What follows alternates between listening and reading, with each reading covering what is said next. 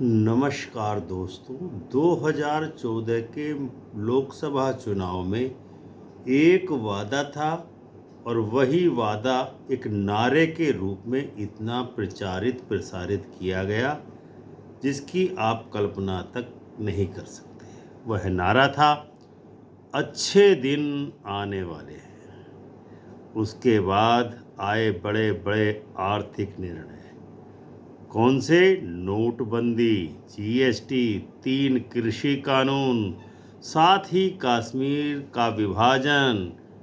और जनता से पूछा गया, अब किसानों, व्यापारियों, युवाओं के खुशहाल दिन आए। लेकिन फिर क्या हुआ? देशवासियों का ध्यान आकर्षित करते हुए एक नए मोड़ की ओर कि अच्छे दिन कहाँ हैं? क्या वे वास्तव में आ गए हैं?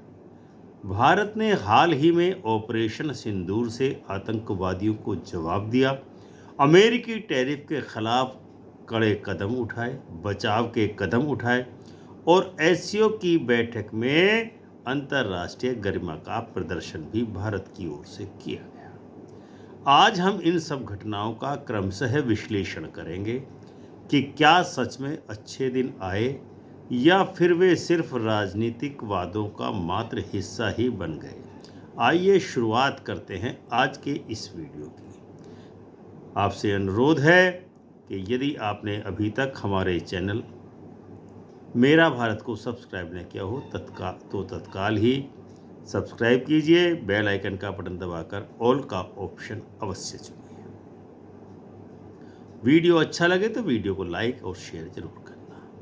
अच्छे दिन का वादा 2014 के चुनाव में और उसके बाद की आर्थिक नीतियां किस प्रकार की रही, उसका विश्लेषण करते हैं। 2014 में भारत का जीडीपी ग्रोथ जो था 7 से 8% पर चल रहा था, लेकिन सविस्तार डेटा पर राय बनाने के लिए यूपीए यानी कि यूनाइटेड प्रोग्रेसिव अलायंस और एनडीए यानी कि नेशनल डेमोक्रेट अलायंस के प्रदर्शन की तुलना जरूरी है।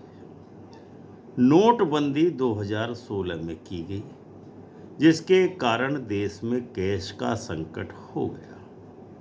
जीएसटी 2017 में शुरुआत हुई, जिसके कारण व्यापार में सुधार करने की कोशिश की गई, लेकिन परिणाम विपरीत ही निकला। इन दोनों ही मुद्दों पर आज बीजेपी अपना चुनाव प्रचार नहीं करती। इसके बाद आए तीनों कृषि कानून 2020 में, जिसको लेकर के किसान आंदोलन और राजनीतिक तनाव देश में गहरा गया।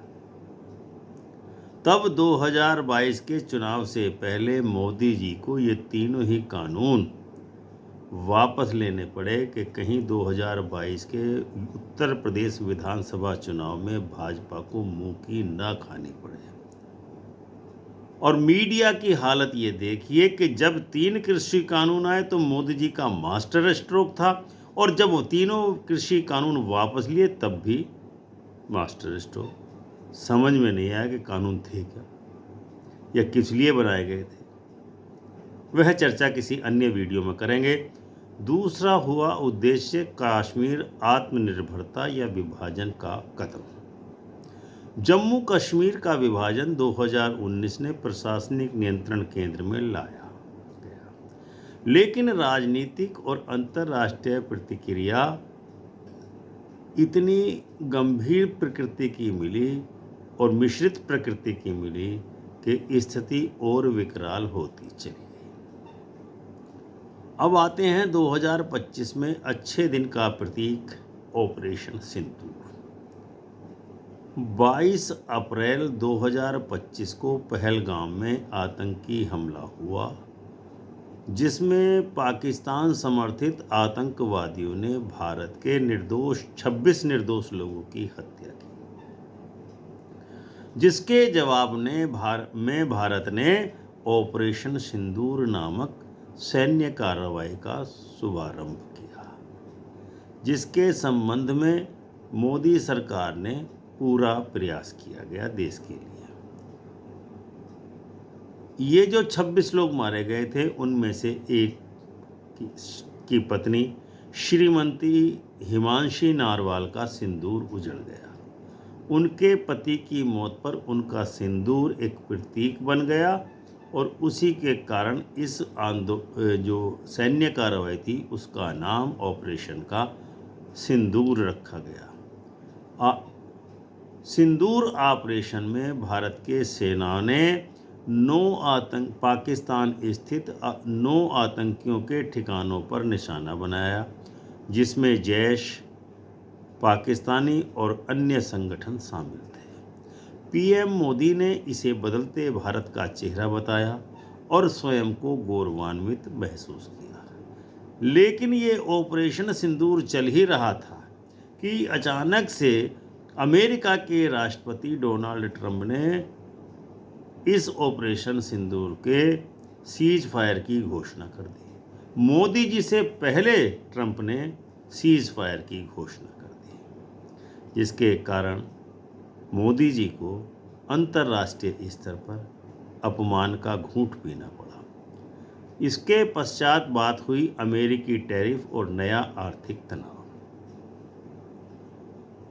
ऑपरेशन सिंदूर के बाद जब अमेरिका भारत से नाराज हुआ तो अमेरिका के राष्ट्रपति डोनाल्ड ट्रंप ने अगस्त 2025 में भारत पर 25% अतिरिक्त टैरिफ लगाया और अब तक कुल मिलाकर के 50% टैरिफ लगा दिया गया है, जिसके कारण भारतीय रुपए का अवमूल्यन हो गया है और $1 88.2 प्रति डॉलर तक रुपए की वैल्यू गिर गई है।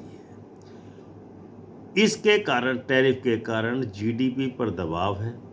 जीडीपी 6.5% से घट करके 6.3 होने का अनुमान है, लेकिन इससे संबंधित विद्वान लोग इसे अस्थायी मानते हैं।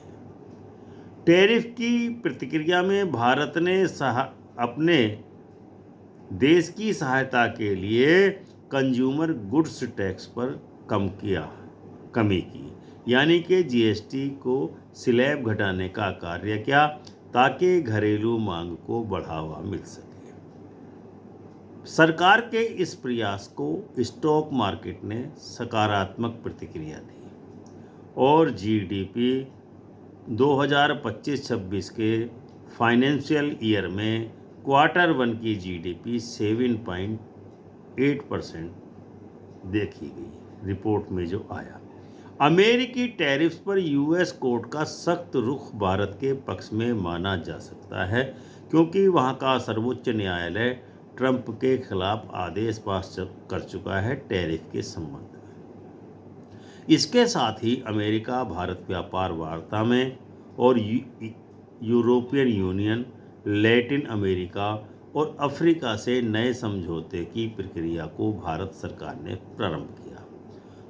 वित्त मंत्री निर्मला सीतारमण ने यह स्पष्ट किया है कि यह रोड मैप नागरिकों के अच्छे दिन के लिए तैयार किया गया है। मोदी ने किसानों और कारोबारियों के लिए कहा है कि मैं कभी भी उनके हितों के साथ समझौता नहीं करूंगा। ऐसा मोदी जी ने देश की जनता को आश्वस्त किया है। समग्र निष्कर्ष क्या निकलता है? अच्छे दिन आए या केवल प्रतीकात्मक संघर्ष है, या मोदी जी के अच्छे दिनों की शुरुआत 2025 से हो चुकी है?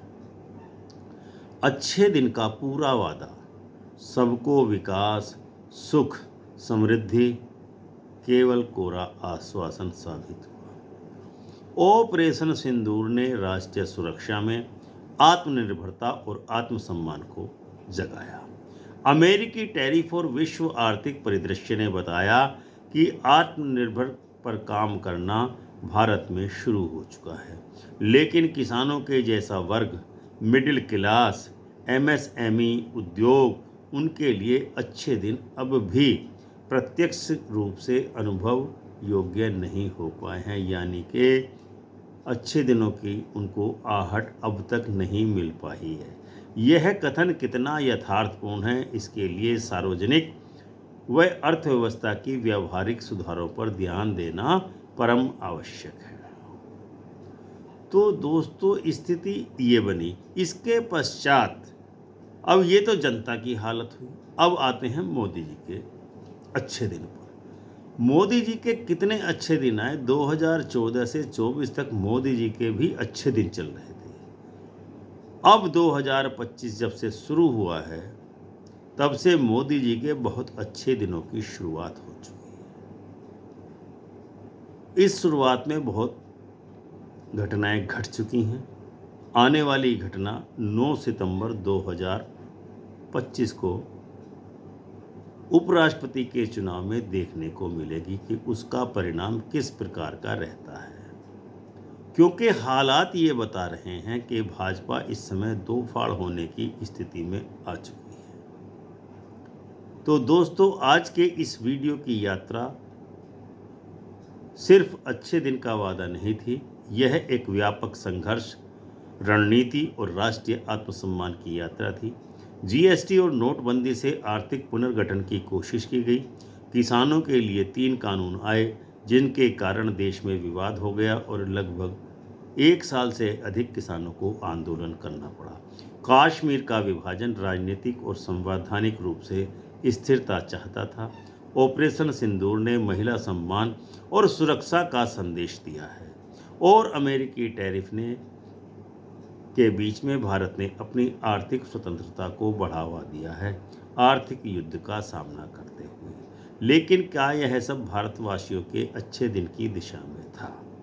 मोदी के अच्छे दिन 9 सितंबर 2025 से प्रारंभ होने वाले हैं कि 7 सितंबर को ग्रहण होगा। उसके बाद क्या परिणाम होगा, 9 सितंबर को उपराष्ट्रपति चुनाव में किस प्रकार की प्रक्रिया होगी, वह तो समय ही बताएगा। लेकिन मोदी जी के बहुत अच्छे दिन 9 सितंबर के बाद शुरू होने वाले हैं। यह निर्णय आपका होना चाहिए कि अच्छे दिन किसके आए, कितने आए।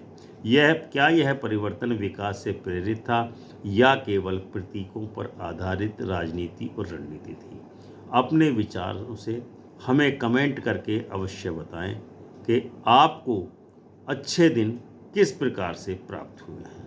वीडियो को लाइक और शेयर कीजिए। चैनल को सब्सक्राइब करके बेल आइकन का बटन दबाकर ऑल का ऑप्शन अवश्य ही चुनें ताकि हम इसी तरह गहराई से विश्लेषण करते रहें। आपका बहुत बहुत धन्यवाद। जय हिंद, जय भारत, जय संविधान।